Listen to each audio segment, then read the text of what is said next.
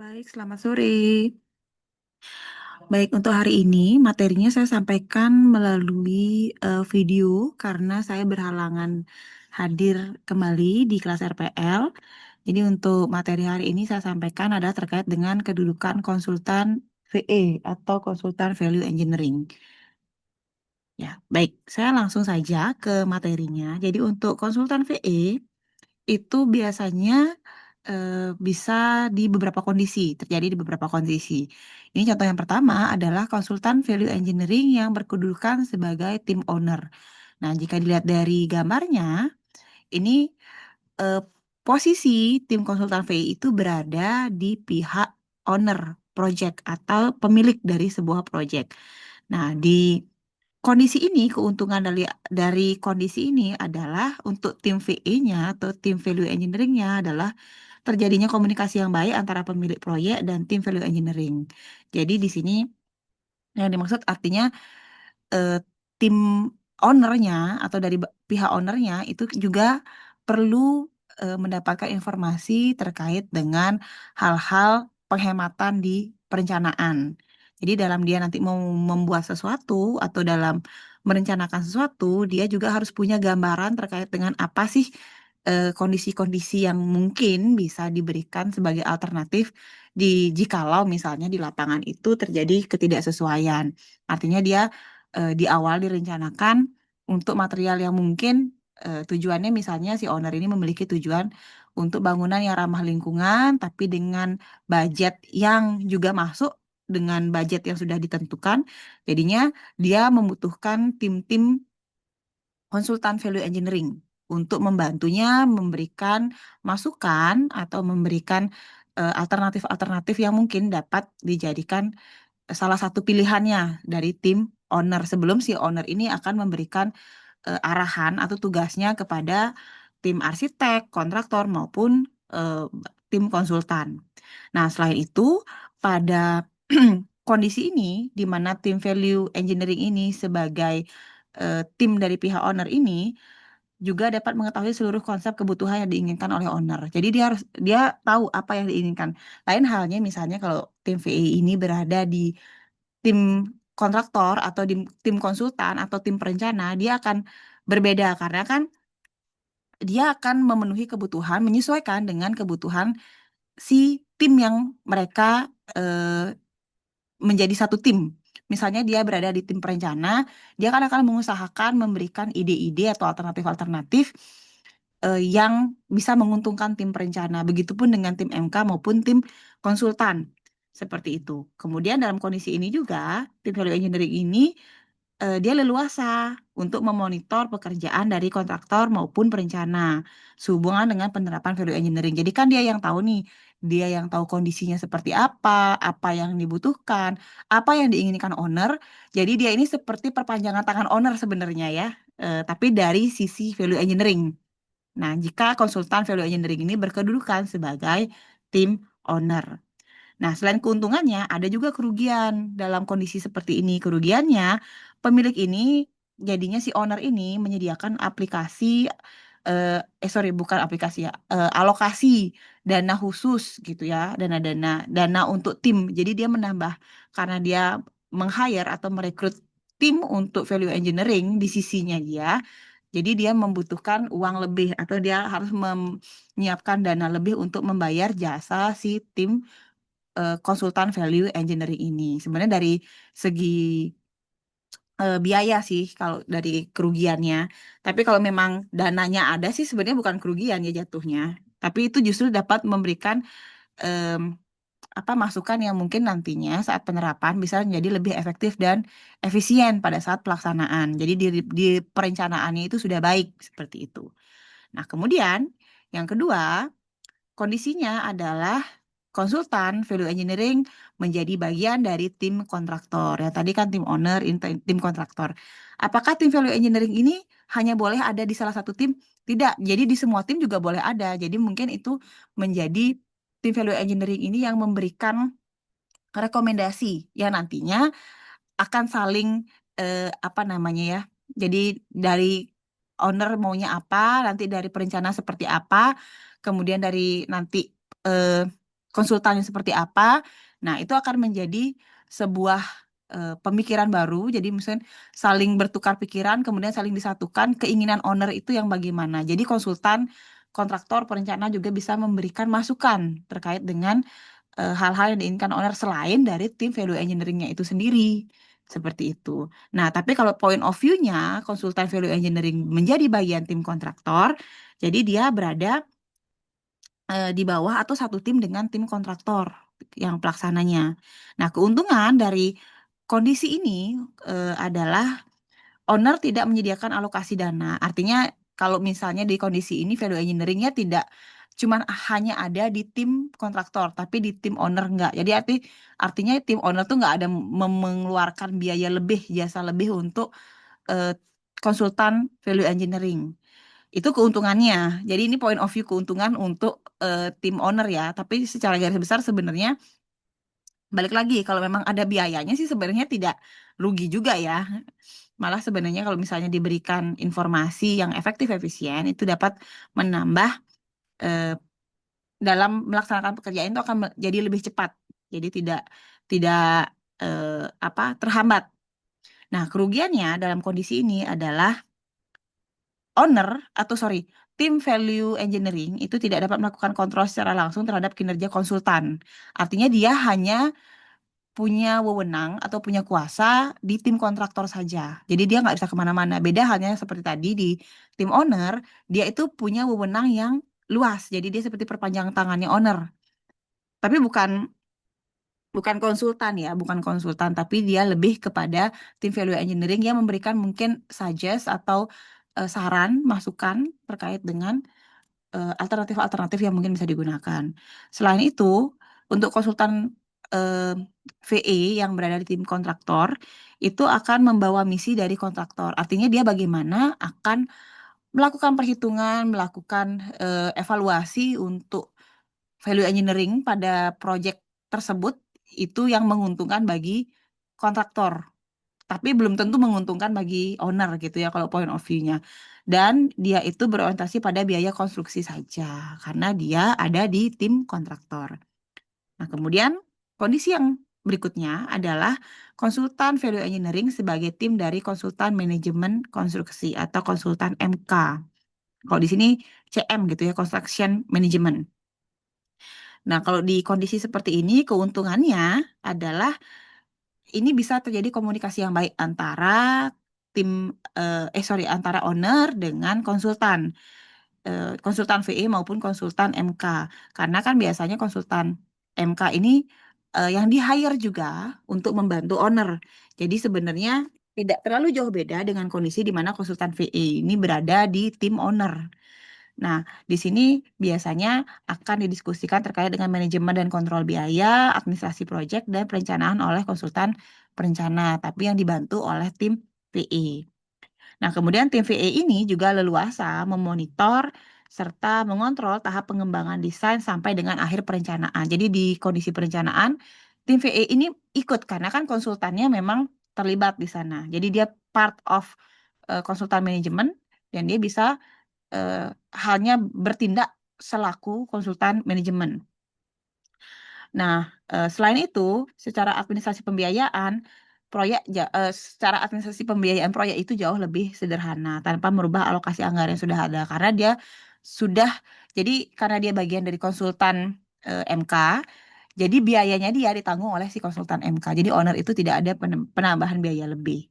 Nah, untuk kondisi ini juga ada ruginya. Ruginya adalah tidak dapat dilakukan kontrol langsung terhadap konsultan VE oleh owner karena kan tidak ada wewenang ya, karena dia itu ada di pihaknya konsultan MK bukan di pihaknya owner. Nah, jadi kalau mau kontrol bagaimana si konsultan VE ini bekerja harus melalui konsultan manajemen konstruksi atau konsultan MK-nya. Ditanya dulu ngapain, bagaimana. Nah, baru dapat informasi. Jadi dia nggak bisa mengontrol langsung ownernya. Ini sebagian besar point of view-nya adalah point of view sebagai owner. Tempatkan posisi kita sebagai owner. Jadi ini tadi kurang lebihnya. Tapi kalau dibalik kondisinya, misalnya kita ada di posisi sebagai kontraktor atau konsultan MK, nah kondisinya mungkin sama seperti eh, posisinya kita sebagai owner. Nah, hanya dibalik saja kondisinya. Karena kebutuhan kita meng-hire konsultan VA memang pastinya salah satunya selain membuat pekerjaan itu menjadi lebih efektif, efisien, pasti untuk menarik atau mendapatkan keuntungan yang lebih besar. Nah, di sini kemudian kita lanjut ke mengelola studi value engineering. Nah, dalam eh, studi VA ini, jadi ada tingkat keberhasilan dalam mengelola proyek. Jadi VA itu tidak melulu eh, tidak bisa langsung berhasil gitu ya. Jadi harus dilakukan terus-menerus. Jadi setiap pengalaman itu menjadikan guru yang terbaik. Jadi pengalaman yang pertama mungkin VA-nya tidak sepenuhnya berhasil, kemudian ulang lagi sampai menemukan pattern atau pola yang baik untuk kita bisa mengelola bagaimana kita menerapkan value engineering di sebuah project. Nah, di sini tingkat keberhasilan dalam mengelola proyek dengan menerapkan studi dari value engineering itu sangat tinggi. Hal yang disebabkan oleh beberapa faktor. Yang pertama adalah value engineering menggunakan pendekatan langsung dan efektif, yaitu menggunakan job plan. Jadi job plan-nya yang eh, sudah saya sampaikan juga ya di 2 minggu yang lalu saat kita Zoom itu. Jadi ada apa namanya, analisis fungsi, identifikasi, analisis fungsi, kemudian kita melakukan zero one, nah itu bagian dari job plan. Jadi dia itu tertata, terstruktur sebenarnya kerjanya VI ini. Apa langkah pertama, langkah kedua, langkah ketiga, sampai kita menemukan alternatif yang memang kita butuhkan atau yang kita cari. Nah, yang kemudian kedua, fakta bahwa semua desain mempunyai beberapa biaya, ya itu benar adanya ya. Karena kan secara sederhana kita melakukan VE ini adalah untuk menentukan alternatif yang terbaik menurut kriteria yang diinginkan. Artinya saat kita mencari alternatif lainnya itu pasti akan ada selisih biaya. Jadi perlu perlu diketahui bahwa setiap desain yang kita ganti, setiap alternatif yang kita ajukan itu pasti akan mempengaruhi biaya. Bisa lebih tinggi, bisa lebih rendah. Tapi dari VE ini tergantung dari kriteria yang diinginkan. Karena tidak melulu, memang VE ini tujuan awalnya, utamanya adalah melakukan eh, penekanan biaya. Tapi tidak jarang juga VE ini dilakukan untuk menemukan eh, sesuatu sesuai kriteria yang diinginkan. Walaupun dia akan meningkatkan biaya pada akhirnya, tapi secara mutu dia juga akan meningkat atau secara kualitas dia akan meningkat. Kemudian yang ketiga, adanya motivasi akibat dari penggunaan tim yang terdiri dari berbagai disiplin ilmu. Nah, seperti yang saya sampaikan juga sebelumnya, dalam penerapan VE ini sebaiknya memang melibatkan berbagai disiplin ilmu karena kita akan em, apa namanya memberikan banyak sudut pandang, point of view. Jadi point of view dari sipil, point of view dari arsitek mungkin, dari apa namanya MEP, kemudian mungkin dari segi hukum, dari segi ekonomi, dari segi lingkungan. Nah, itu kalau melibatkan semakin banyak orang, jadi semakin banyak alternatif dan semakin banyak kriteria-kriteria yang masuk nantinya yang bisa disampaikan. Seperti apa sih yang diinginkan? Kalau misalnya kalau hanya untuk menekan biaya, bisa aja cari aja yang murah. Cuman sesuai nggak sama kriterianya. Nah, jangan-jangan kalau kriterianya udah sesuai, tapi ternyata ada kerugian nih dari segi apa? Dari segi lingkungan mungkin, atau ada kerugian mungkin dari secara apa namanya maintenance-nya mungkin dan lain sebagainya. Nah, itu kita mungkin sipil belajarnya tidak semua ya. Kita tahu konstruksi iya, tapi dari segi sudut pandang lain itu belum tentu kita paham. Jadinya kita perlu ada orang yang memberikan sudut pandang lain terkait misalnya alternatif yang disampaikan. Nah, kemudian yang keempat, value engineering merupakan hasil dari proses pengembangan desain. Artinya dikembangkan terus ya, jadi tidak monoton itu-itu saja. Bisa jadi misalnya value engineering itu tidak tertutup untuk mengubah desain selama itu sesuai dengan kriteria yang diinginkan. Mungkin dia menginginkan yang green building gitu misalnya. Kemudian bukan bangunan dicat hijau ya green building. Jadi green building itu kan yang sustain, yang apa namanya keberlanjutan. Artinya di sana mungkin ada hal-hal faktor-faktor yang ternyata misalnya maunya menerapkan apa yang ternyata itu tidak tidak pro dengan green building. Artinya kita perlu juga konsultasi dengan eh, orang-orang yang mengerti di bidang tersebut Yang kemudian dia akan mungkin bisa memberikan, oh mungkin alternatifnya menggunakan material A atau material B gitu ya, supaya sesuai dengan kriteria yang diinginkan. Kemudian yang kelima, value engineering merupakan sebuah sistem yang membantu untuk memperkenalkan perubahan yang progresif. Nah, ini kan sistematis ya, VE ini sistematis. Jadi langkah kerjanya pun terstruktur. Jadi dari sini apa namanya, perubahan-perubahan yang diberikan, yang ditawarkan itu sifatnya akan progresif. Jadi sifatnya itu menjadi arah yang lebih baik, arah yang efektif dan efisien. Kemudian yang keenam, tujuan dari tim value engineering adalah untuk menghasilkan desain yang memenuhi keinginan owner yang terbaik dari segi biaya, penampilan, dan keandalan dan lain-lain gitu ya. Tapi karena value value engineering ini kan ditekankan di awal adalah untuk mereduce biaya atau menekan biaya. Makanya menghasilkan desain yang memenuhi keinginan owner dari segi biaya. Artinya biaya memang yang paling utama. Eh, apa namanya, VE ini ada itu adalah untuk menekan biaya. Tapi tidak menutup kemungkinan juga misalnya estetika atau penampilan serta keandalan atau durability atau mutunya. Jadi kalau misalnya sekarang eh, kalau orang sipil itu eh, apa biasanya akan menekankan pada mm, kekuatan struktur. Tapi ada di sisi lainnya akan ada pihak yang menginginkan dari estetika atau keindahan. Nah, tapi bagaimana kita menyatukan keduanya? Jadi ada estetika, kemudian strukturnya juga kuat. Nah, tapi biayanya juga tetap ditekan. Nah, ini mungkin saatnya masuk konsultan VE atau tim dari value engineering. Dan yang terakhir adalah value engineering menghasilkan penghematan. Memang itu tujuannya ya, melakukan penghematan. Penghematan ini tidak melulu adalah biaya produksi atau biaya pelaksanaan. Jadi pada saat konstruksi berlangsung di awal itu yang ditekan biayanya. Tapi biaya penghematan ini juga bagaimana bisa dilakukan penghematan sepanjang siklus hidup proyek atau pembangunan. Jadi maintenance-nya bagaimana atau jangan-jangan murah di awal tapi ternyata maintenance-nya mahal. Artinya kan tidak masuk ke VI juga dong. Secara biaya nggak masuk dia. Nah, itu hal-hal yang harus difikirkan. Atau dia mahal di awal tapi maintenance-nya murah. Nah, itu kan bisa itu ada perhitungannya kan. Kita hitung kemudian apakah secara investasi dia masuk nggak?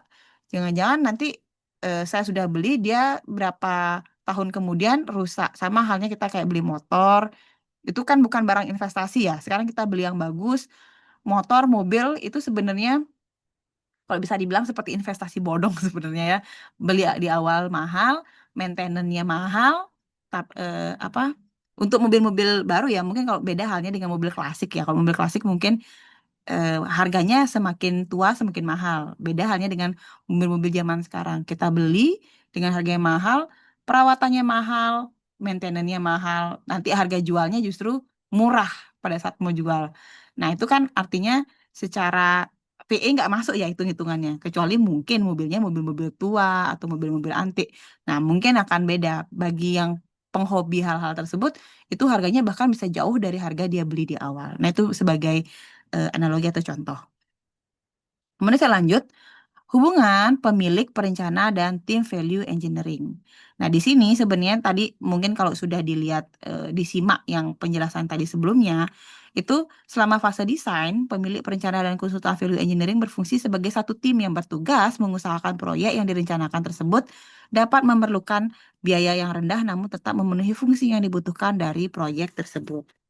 Artinya bagaimana eh, tim ini bekerja bersama-sama untuk menemukan tujuannya atau goalnya, yaitu mendapatkan mungkin harga yang bukan, kalau bilang harga yang murah, tapi kesannya nanti murahan gitu ya. Bukan harga yang murah, tapi harga yang sesuai budget, dan mendapatkan mutu yang baik, mutu yang sesuai juga, mutu yang memang sudah ditetapkan. Jadi kurang lebih hubungan perencana, pemilik, dan tim VE itu adalah satu satu kesatuan tim. Jadi kalau satu timnya nggak satu suara, nah ini yang repot. Makanya harus satu suara. Maunya apa, seperti apa, kriterianya bagaimana, nanti alternatifnya akan muncul beberapa untuk bisa diberikan sebagai eh, apa namanya rekomendasi. Nah, berlanjut dari sana, kita sedikit membahas terkait dengan konsultan VE. Jadi pemilihan konsultan VE itu bagi yang bagaimana sih? Ya, mungkin ini sedikit buat Bapak Ibu yang mungkin sekarang bergelut di bidang apa namanya konstruksi gitu ya. Mungkin salah satunya membutuhkan konsultan VE. Jadi bisa kita lihat bibit bebet bobotnya dan juga beberapa kriteria seperti pengalaman VE di lapangan, sudah seberapa sering gitu, semakin sering semakin bagus. Artinya tadi saya bilang ya ada trial and error. Dia apa melaksanakan VE pertama, kemudian mungkin belum maksimal, ulang lagi sampai dia menemukan pattern atau pola yang sesuai untuk dirinya dia dalam menghitung VE atau dalam memberikan rekomendasi value engineering. Dan yang kedua, pengalaman VE di bidangnya. Ini kurang lebih sama satu dan dua. Yang ketiga, catatan mengenai pengalaman pada proyek yang serupa, pendekatan dalam kerja VE, kemampuan bekerja dengan perancangan dan pemilik sebagai tim dalam proyek tersebut, menghasilkan hasil dari pelajaran VE termasuk simpanan peralatan, menghindari konflik khususnya persaingan dengan perancang atau perencana. Artinya selain kemampuan eh, akademisnya dalam menghitung, dalam memberikan apa namanya rekomendasi dari value engineering, juga bagaimana dia bisa eh, soft skill-nya. Jadi bisa mengatur emosi, bagaimana dia bisa bekerja sama dengan orang lain karena orang konsultan VE itu harus bisa bekerja sama dengan banyak orang, menyesuaikan dengan kebutuhannya. Artinya kalau sekarang ternyata dia orang yang mudah berkonflik, repot juga ya, walaupun dia pintar menghitung VE. Tapi kalau misalnya dia ternyata suka melakukan persaingan yang tidak sehat, nah itu juga repot. Nah, kemudian yang kedelapan, kemampuan VE pada pemberitahuan singkat dan untuk menyediakan waktu sehingga perencanaan proyek sesuai dengan jadwal atau schedule. Jadi bagaimana dia mengatasi permasalahan saat diberikan proyek, kemudian dia itu dengan cepat dapat memberikan rekomendasi. Nah, itu salah satunya eh, pemilihan VI konsultan. Nah, yang terakhir proyek terdahulu sebagai acuan. Jadi dilihat apa namanya apa proyek yang terdahulu yang mereka tangani bagaimana kondisinya, sesuai nggak, bagus nggak hasilnya. Kalau memang ternyata hasil dari analisis VI-nya ternyata berdampak baik terhadap proyek yang dilaksanakan, nah itu bisa menjadikan acuan salah satunya. Kemudian yang terakhir adalah seleksi anggota tim VE. Nah, ini semua cuman informasi secara general aja ya. Cuman mungkin perlu tahu juga siapa tahu gitu. Bahkan membentuk sebuah tim VE dibutuhkan orang-orang yang seperti apa sih? Yang pertama itu memiliki pengetahuan ya pasti di bidangnya. Itu penting. Orang sipil ya orang sipil dia harus paham sipil tentang bagaimana bangunan, mutu dan lain sebagainya. Arsitektur bagaimana mungkin dia dari segi estetika, MEP, dari segi hukum dan lain sebagainya. Nah, orang-orang yang pengetahuan di bidangnya getol atau bagus gitu ya, itu sangat direkomendasikan menjadi tim VE karena kita kan membutuhkan banyak point of view tuh. Nah, jadi pengetahuan-pengetahuan itu sangat diperlukan. Yang kedua, memiliki imajinasi, artinya dia kreatif orangnya. Zaman sekarang gitu ya, mungkin kan namanya kalau secara konstruksi sudah banyak perkembangan-perkembangan material yang digunakan. Artinya untuk finishing gitu ya, untuk struktur juga itu banyak sekali em, apa alternatif-alternatif yang terbaru yang sebenarnya bisa diterapkan dan ternyata dia memiliki durability yang bagus. Contoh sekarang ada plafon PVC. Mungkin beberapa tahun sebelumnya tidak sepopuler sekarang gitu ya. Sekarang kan sudah populer karena satu durability-nya, kemudian secara tampilannya juga bagus dan menarik. Ya mungkin zaman tahun nggak tahu ya Bapak Ibu yang di sini mungkin juga pernah mengalami punya plafon yang menggunakan bedek ya kalau tahu bedek. Nah itu kan setiap jadi semakin maju teknologi maka akan banyak alternatif-alternatif material-material yang sebenarnya mungkin semakin efektif, efisien, dan juga memiliki ketahanan yang baik. Nah, itu jadi orang tuh berimajinasi yang dulu awalnya mungkin tidak kepikiran menggunakan PVC sebagai plafon, akhirnya ternyata setelah dipasang atau setelah diaplikasikan atau setelah diimajinasikan itu ternyata baik, baik, baik dan bagus gitu. Kemudian yang ketiga, inisiatif yang tinggi. Artinya dia memiliki inisiatif untuk memberikan ide, kemudian melakukan perhitungan, memberikan apa namanya pemikiran-pemikiran yang kreatif itu terhadap teman. Jadi bukan diem, jadi inisiatif untuk mengeluarkan, bertanya, melakukan brainstorming, berdiskusi dan lain sebagainya. Yang keempat, mengatur diri sendiri. Artinya sebelum dia memanage orang lain, dia mampu memanage dirinya sendiri. Jadi dia disiplin terhadap dirinya, mampu memanage dirinya, baru dia bisa mengatur orang lain atau mengajak orang lain untuk berdiskusi dengan dirinya sendiri. Kemudian yang kelima, memiliki kepribadian seperti yang tadi. Jadi soft skill itu juga penting. Dan yang keenam, sikap atau kemampuan dalam bekerja sama. Jadi tidak bisa idealis kerja sendiri. Ya kalau idealis repot untuk kerja tim. Yang ketujuh, pengalaman. Nah, pengalaman ini kan sambil jalan. Tidak. Jadi orang yang baru tuh pengen jadi anggota tim VE gimana? Ya namanya orang baru ingin belajar, jadi yang senior mengajarkan yang junior. Jadi terus pengalamannya akan bertambah, maka semakin banyak orang-orang yang mampu melakukan analisis value engineering. Dan yang terakhir adalah kepercayaan pada pentingnya nilai. Bagaimana dia mempertahankan, jadi nilai kan value ya. Bagaimana nilai yang mereka inginkan ini dipertahankan. Artinya nggak mudah goyah gitu. Atau gini, ya udah deh, nggak apa-apa deh mahal. Yang penting nanti gini, maksudnya mudah goyah terhadap tidak kukuh terhadap pendirian gitu ya, kurang lebih. Jadi ini informasi tambah informasi terkait anggota tim VE. Tapi ini informasi sifatnya general. Oke, baik. Sekian untuk materi hari ini. Jadi untuk tugasnya nanti silakan dikumpul yang saya sampaikan minggu lalu di e-learning. Jadi silakan disampaikan yang sudah dibuat. Boleh dibuat diketik silahkan, mau ditulis tangan juga silahkan. Kemudian nanti dikumpulkan agar agar bisa saya melakukan review terhadap tugas tersebut. Jadi untuk materi hari ini saya sampaikan secara video, mohon maaf karena saya memang berhalangan hadir saat ini sedang bertugas untuk melakukan pengawasan di Karangasem. Oke, kalau begitu terima kasih atas atensinya. Selamat sore. Silakan untuk mengumpulkan tugasnya. Terima kasih.